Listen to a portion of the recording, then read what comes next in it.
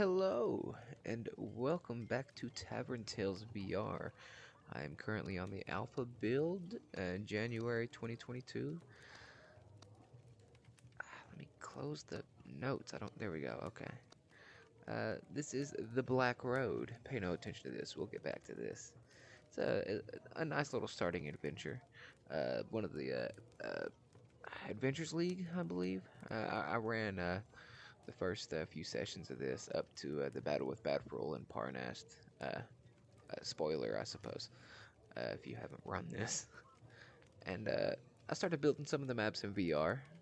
Let's see, this is the starting spot. I can't remember the starting town where you meet a Zom, but it's not even a town. It's like a hub in the middle of the Anarok Desert. And I built it life-size because I thought it'd be a nice little introduction to the characters. I know that food, water, weapons, and the statue are what's in these wagons that you're transporting. So I made it true to form to the actual module. We have a little bit more bustling here than probably was in the module, and I personally played the role of Azam, meeting them to hire to protect my caravan. A little bit of shops here, a little bit of books. This was mostly me testing my life-size builds. This is an early build of mine, so keep that in mind. Now, Black Road 1. We bring everything back to the table. I know Tavern Tales, a lot of people like to build off the table, so they have a wider view. But, I mean, it's Dungeons & Dragons. I like being on the table, if at all possible. This is one of the things you still see. All of these are packed with the supplies they're supposed to have. I put him here as a reference for the size of the miniatures. I think this was a goblin ambush that happens on the road. Black Road 2. This is moving along. I believe this is when there's a tornado or a flying fortress goes by, causes a dust storm, and they have to decide which wagons to save.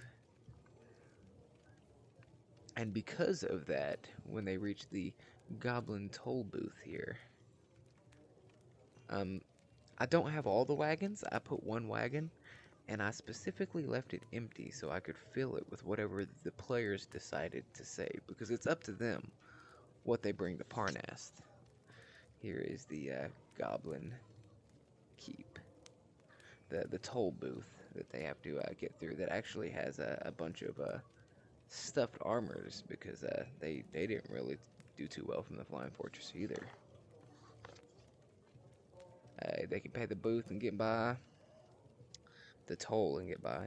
They can kill these men, because I believe it's only a few hobgoblins. And if they decide to get by, or go the long way around, they send some bugbears to ambush them. Here's my DM screen. Voila. I believe this was uphill. They use one of these. I have another log somewhere that they roll down onto the adventurers, and they attack them from the trees. This, if you're wondering, this is a fog of war, so the players cannot see through this.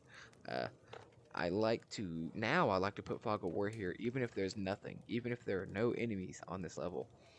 On this stage, I put a fog of war here just to keep them guessing, because then my players know there's always going to be fog of war here, so that every time they see this, they're not like, oh, okay, here comes a battle, you know. Here comes a encounter that is unavoidable, and I'm being railroaded.